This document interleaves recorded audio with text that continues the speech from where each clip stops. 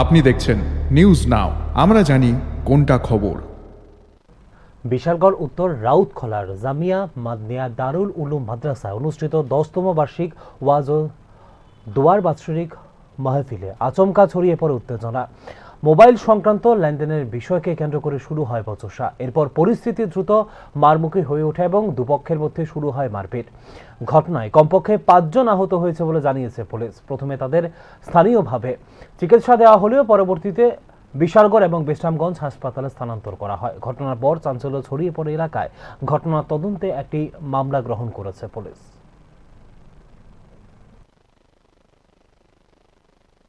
ঘটনা হয়েছে, আমরা প্রবন্ধ থেকে আইছি মাহফিলের উদ্দেশ্যে মাহফিল দেখতাম। আওয়ার পরে আমার লোক 2-3 জন আছে, এটি বলে আগে মোবাইল একটা বিক্রি করছে।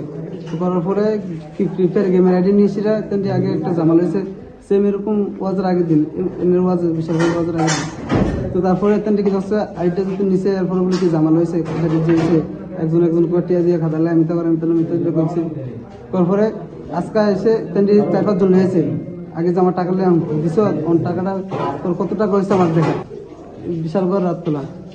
আচ্ছা, পরে বেতন দিয়েছিলাম, আমরা 2-3 জন আসলাম, ওরা আরো 6-7 জন নিচ্ছে, আমরা বললাম জায়গা থেকে আইসে। তারপরে দেওয়া হয়েছে মানে আরো 10-12 জন নিয়ে আইসে, এসে আমরা রুমকি দেওয়া আরম্ভ করছে। তো কমিটি মানুষও জানাইছি, জানালে কমিটি সমাধান করে দিচ্ছে। তো আমরা সাইড হয়ে গেছি। যাওয়ার পরে তারা এটা করছে, আয় দিঘা তোর লোক কথা আছে, তো নিচে সাদা পাইপে বড় পাইপ বার করছে। বলছে আমার আরো 4-5 জন আছে, আমরা সব ডিলিভারি আরম্ভ করছে। তো আমরা এদিকে আমরা ক্ষমতা বেশি, তোরা কিতা করতে পারবি, তোর আইডি লইতে করছিস, সব নেশা তোর মারা আরম্ভ করছে। হ্যাঁ, লোকাল মানুষ আমরা 4-5 জন আহত হয়েছে। 2 জন বিশ্রামগঞ্জ হসপিটাল রয়েছে, 2 জন আর 2 জন আমরা এদিকে লিয়েছি।